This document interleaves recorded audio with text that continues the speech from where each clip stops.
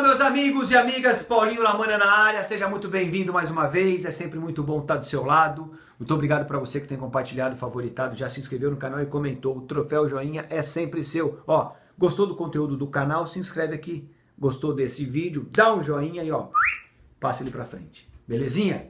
É isso aí. Hoje é terça-feira e estamos gravando o nosso segundo vídeo da semana. Tiago Alves fala o seguinte: Paulinho, qual é o seu ponto de vista a respeito dos gerenciamentos de contas? Aquelas empresas e pessoas que anunciam um rendimento mensal, e isso é legal? E sua opinião a respeito da CVM, que abomina esse tipo de prática? Pois é, isso não é legal, mesmo porque você não sabe com quem está lidando. Normalmente esse negócio dá água, sai cocô para todo mundo aí e sobra a bucha sempre para quem colocou o dinheiro, né? Então, eu totalmente contra esse tipo de situação, mas vão me bater porque eu falo isso, né? Porque tem gente que morde ali, né? É lógico. E daí é fácil, joga sempre a bucha para a corretora. Tem muitas corretoras por aí que, inclusive, elas permitem isso e não deveriam permitir, né? Quer dizer, usam o nome da corretora porque é mais cômodo, dá uma certa, né, importância, mas normalmente esses gerentes são simplesmente representantes dela que trabalham na captação de clientes, o que, mais uma vez, vai contra aquilo que a CVM prega. O grande problema do Forex no Brasil, já venho falando sobre isso há um bom tempo, é a forma como ele é apresentado. E infelizmente ele cai na mão de pessoas que não têm um mínimo de preparo ou conhecimento. Conheceu ontem, fez 3 operações, ganhou alguma coisinha lá e acha que pode fazer isso de uma escala um pouco maior. E aí que mora o perigo, né? Conheço casos e casos, todos os dias chega a mim caso relacionado a isso. Cara colocou, pô, fulano de tal operou minha conta e foi pro brejo. Pois é, isso conheço bem essa história, viu? Esse aqui é do meu amigo Evandro. Ele fala o seguinte: Paulinho, queria sua opinião quanto ao time frame que devo trabalhar. Como estou trabalhando atualmente, não tenho como acompanhar o gráfico em tempos menores. Minha ideia é abrir ordens e manter por dias, talvez entre 1 e 5 dias, e tentar fechar antes do final de semana, para evitar as surpresas na segunda por causa de alguma notícia, etc. Perguntas. O que você acha dessa estratégia relacionada ao tempo? Eu acho que é legal. Quando você tem um pouco mais de tempo para poder deixar a estratégia correr, isso sugere que você está trabalhando, teoricamente, menor, com um lote menor, porque você está dando mais espaço. Quando você trabalha com tempo ou com uma amplitude menor, às vezes você pega menos pips ou deixa andar menos o mercado, só que com isso você quer dar uma potência ali no resultado. Fazendo com que o seu volume ali, a sua exposição seja maior. Quando você trabalha com time frame maior, tentando pegar um movimento maior no mercado, normalmente, em função do stop, do gerenciamento que possivelmente você deva ter, meu amigo Evandro, o seu lote vai ser menor. Então isso me deixa um pouco mais confortável, sabe? Então, por exemplo, o mercado não está extremamente agressivo esses dias, sobe um monte, depois desce um monte. Pega o índice Dow Jones, você vai ver. Ele bateu lá hoje 18.200 alto, depois voltou para 18.100 e alguma coisa, no meio para baixo ali, e fica nessa volatilidade absurda. Então, se você trabalha com um lote grande, você quebra. Você quebra, cara. Você quebra. Então, quando você imagina um período maior de trabalho, digo, em relação ao seu posicionamento, sugere um lote menor. E isso é muito confortável para mim. Eu sempre recomendo dessa forma. Tem sentido fechar as ordens antes do final de semana? Qual a sua opinião? Depende muito da situação, né? Depende se você já está posicionado. Vamos dizer que você é evidente, está posicionado, mas não tem gordura, não tem ali uma sobrinha para uma eventual notícia contra você, fecha. Se tem gordura, arrisca. É muito do momento, né? Evidentemente que você vai ter que calcular tudo isso, pelo menos levar em consideração o que você tem como princípio aí, né? E risco, etc. Então, vai muito disso. Sugere usar time frames maiores e quanto a segurar a ordem por semanas. Se você tiver numa tendência, o famoso trading following, né, Jesse Livermore, procurem por isso. É legal. Não importa. Você já parou para pensar? Você pegar o euro-dólar, desde que ele bateu lá 1,40, esse aqui é o euro-dólar? Não. É mensal. Escritura mensal no euro-dólar. Você pode pensar em pegar, de repente, euro-dólar aqui. Olha aqui, ó. Desde essa... Não sei se vai dar para ver, não vai dar, né? Mas, ó, essa queda toda do euro-dólar aqui, ó. Sensacional, cara. Agora, quantas pessoas pegam isso? Pouquíssimas. Você conta no mundo, você conta na mão, cara. Você pegar na potência toda que ele pode pegar, ele pode ir colocar e deixando rodar, mas ele não consegue se expor tanto, porque o mercado não permite isso, não adianta. Gente, um cara fora da curva, vamos imaginar uma coisa, um cara fora da curva, um cara excepcional, na média ele vai pegar entre 20% e 25% do movimento. Então você está vendo esse movimento todo aqui, ó, o cara top, dos tops, ele vai pegar entre 20% e 25% desse movimento.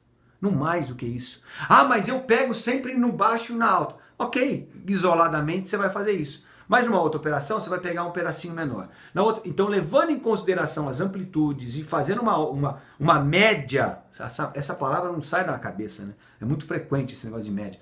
Pegando a média de um modo geral, o cara não vai conseguir fugir disso, cara. Não vai. Se ele pegar aí entre 20 e 25, você já ó, e é muito, hein? E é muito, hein? Mas é isso aí. Eu prefiro segurar as ordens o máximo que eu posso, mas é o seguinte, ó, eu sempre estudo o máximo possível para me posicionar o mínimo possível.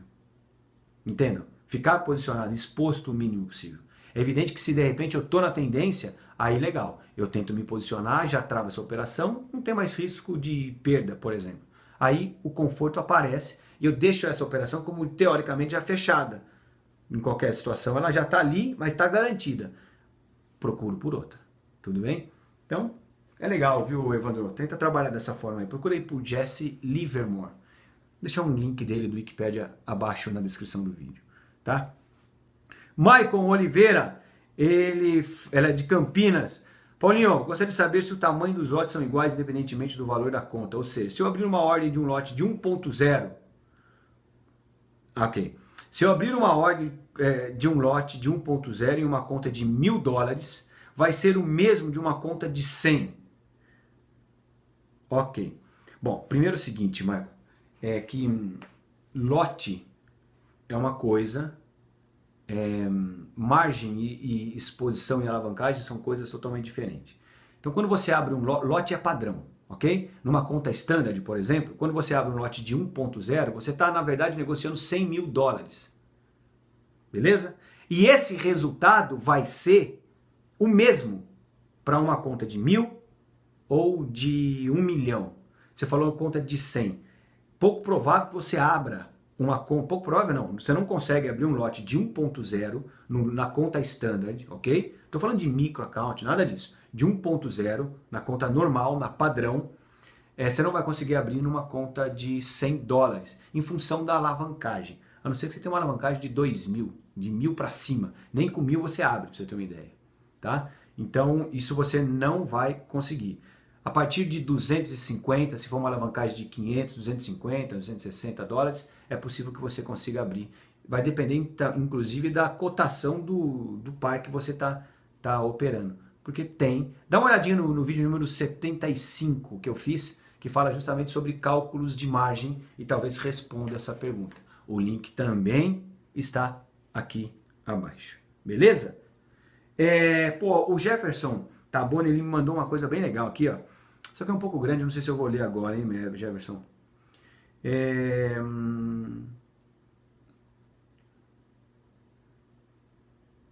Ah, tá. Então vou responder primeiro a do meu amigo Marconi e depois eu vou pro Jefferson ali.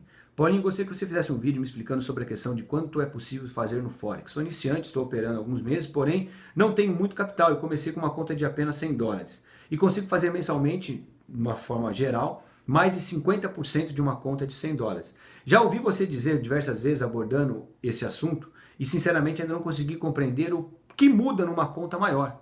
Por exemplo, numa conta de 100, eu geralmente não abro operações alavancadas. Se abre.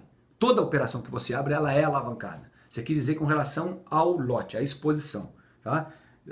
É muito comum, né? Os caras pegam isso também e você vê gurus de Forex falando isso. Agora eu não estou alavancado, estou com ordem de 001. Ou agora eu alavanquei, estou com ordem de 1.0. Bicho, Desculpa, viu? Vai trabalhar no conceito, porque a alavancagem é a mesma, meu chapa.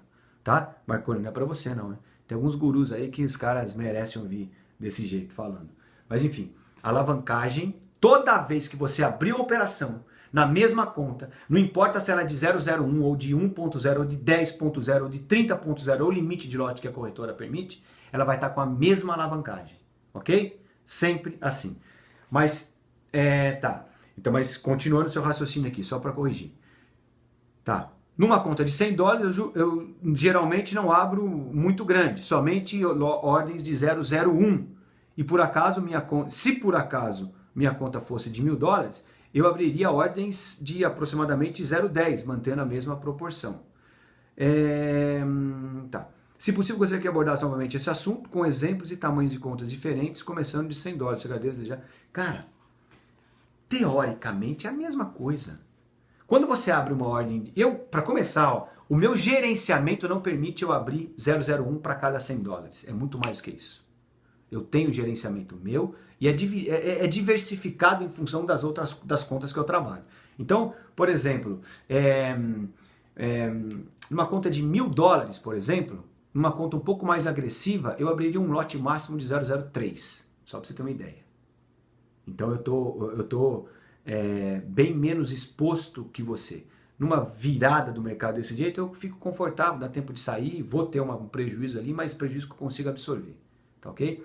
Então isso vai muito de perfil de conta, perfil de investidor, o jeito que você está trabalhando. Tem conta que eu arrisco um pouco mais, mas tem conta que eu arrisco muito menos, inclusive. Mas vamos a isso. O problema, meu amigo Marconi, sabe, Marconi, né? Marconi, sabe qual é o problema? O valor absoluto do resultado ali. Quando você está trabalhando com $100, você não tem o que perder, cara. Você vai ficar um final de semana sem comer uma pizza. Então, beleza, abre de 001, ótimo, maravilha. Se você tivesse de $1.000, talvez não fosse tão preocupante assim. Quer dizer, você vai ter lá um drawdown de, sei lá, 10% da conta, vai perder $100, os mesmos 100 que você perderia operando $1.000, né? Agora, vamos... É que é o tal negócio, eu falo pra gente que está começando, mas eu falo principalmente para aqueles que querem realmente fazer disso uma profissão e seguir isso daqui no curto, no médio e no longo prazo. A maioria das pessoas não conseguem ultrapassar essa barreira por limitações próprias e não aquelas que são impostas pelo mercado com relação à técnica e tudo mais. A pessoa não consegue, em hipótese alguma, entender que ou ter a paciência de fazer um planejamento mínimo de curto, médio e longo prazo, visando ali na frente não trabalhar mais com míseros $100 ou $1.000. Muito mais que isso. E isso é uma questão de matemática, cara. Por isso que eu sempre falo, eu recomendo e ainda incentivo que vocês tenham uma outra atividade paralela para não depender exclusivamente num primeiro momento do mercado. Porque a pressão é grande. Quem está no mercado há mais tempo do que a maioria sabe o que eu estou falando. Sabe o que eu estou falando? É complicado isso, cara. Você imaginar que eu vou poder pagar minha conta no final do mês trabalhando com uma conta de 5 pau, por exemplo. $5.000 é uma continha legal, dá para fazer alguma coisa, mas não dá para dobrar todo dia, toda hora, todo mês. Eventualmente pode acontecer se você pegar na veia, mas isso, de novo, no longo prazo mostra. É muito comum a pessoa não entender essa diferença, Marconi. Mas a matemática, sim, é a mesma, mas a pressão é outra. É completamente diferente. Faça o raciocínio aí. Você operando com 001 faz 50%. Mas eu tenho certeza que para fazer 50%, você teve ali um prejuízo, teoricamente, um drawdown menor do que esse. Que é um prejuízo teórico, aquele que não foi absorvido, aquele que não foi realizado, né? Quer dizer, abriu a conta, antes de você fechar tudo e chegar a $150 nessa conta de 100, você talvez tenha ficado com 68, com 70, 65, 50, ou seja, quase perdeu metade disso. Será que você teria peito de segurar uma situação dessa numa conta de $100.000? Você estaria perdendo 50 pau, 30 mil, 20 mil dólares. Para mim isso é muito dinheiro, sempre foi. E eu tenho certeza que sempre será. Porque eu não sou de rasgar a nota, eu não faço isso. Agora, tenta enxergar pelo outro lado. É legal. Seria, se você tivesse a frieza que você tem, exatamente como opera uma conta de $100, operando uma conta de 100 mil, imagina 1 milhão. Imagina 2. Ah, mas você está viajando, porque ninguém opera a conta de 1 milhão. Então, beleza. Talvez tenha que mudar alguns conceitos ainda, né? E quebrar alguns paradigmas, porque isso sim é possível. Porque, mas vou operar na corretora X? Não. Quando você tem grana, quem vem te assediar são os bancos. Bancos que vêm te assediar. Não é corretora, varejo. Lembra que eu falo de corretora varejo de câmbio no Brasil? E tem as corretoras que fazem mais a parte institucional, que trabalham com empresas. A pegada é a mesma, cara. É exatamente a mesma quando se trabalha com o mercado de Forex. Você pode mandar uma ordem direto para o banco, só que tem que ter mais dinheiro para abrir a conta lá, porque eles têm uma estrutura diferenciada e tudo mais. E são bancos tops. Beleza? Então, a diferença é a cabeça. Eu não consigo encarar igual. Se fosse assim tava bom. Mas não é. Infelizmente não. Olha só. O Jefferson, ele fala o seguinte. Paulinho, ó, só para contribuir com seus vídeos. Ele mandou isso aqui no meio de janeiro. No vídeo você fala sobre ter sucesso ou a sensação de sucesso. E aí ele fala exatamente... ele copia aqui um texto. Eu vou tentar ler na íntegra para que vocês possam entender. Depois no finalzinho, para variar, eu vou dar o meu recado, né? Bom, o que seria pior que o fracasso? O falso sucesso. Por quê? Porque quando você faz algo que acaba não dando certo, você pode tentar e corrigir a situação. Lembra aquele lance de que é melhor você saber errar sabendo porque errou do que acertar sem ter ideia do que você fez, para poder repetir o processo. Mas aí já está lá atrás também.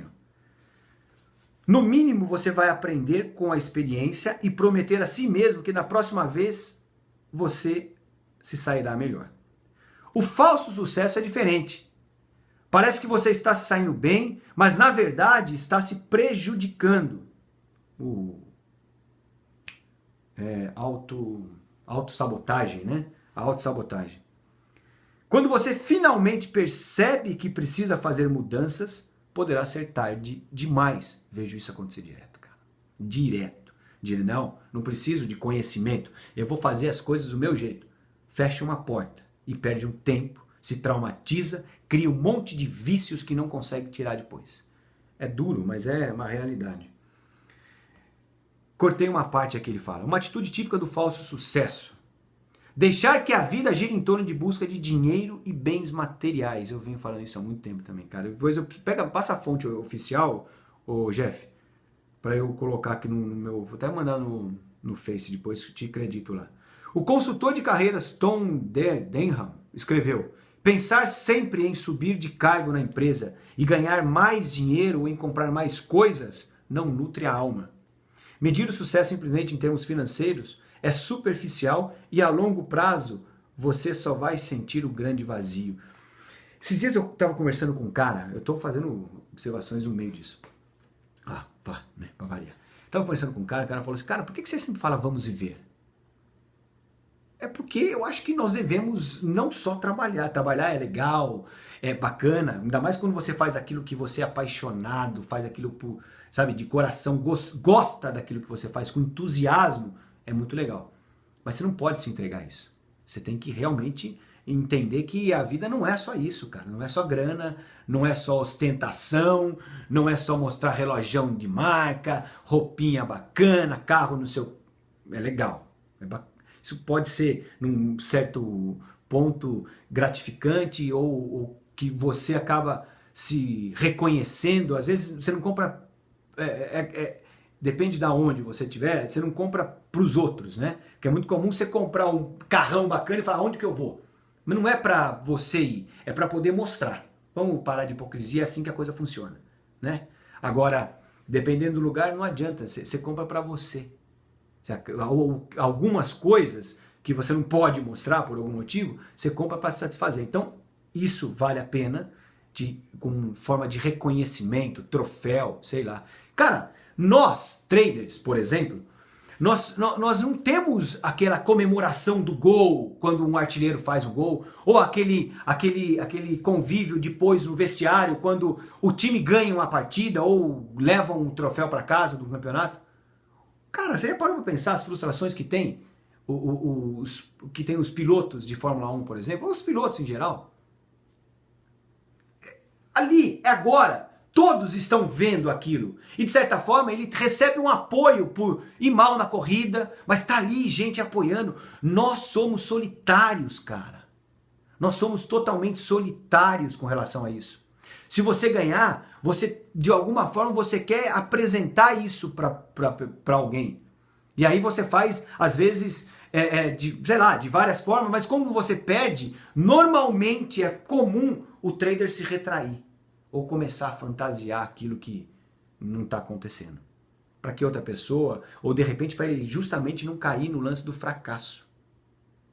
Eu admiro esses profissionais que se expõem nacionalmente, internacionalmente, e que às vezes entram em furadas e estão lá de novo em campo no dia seguinte.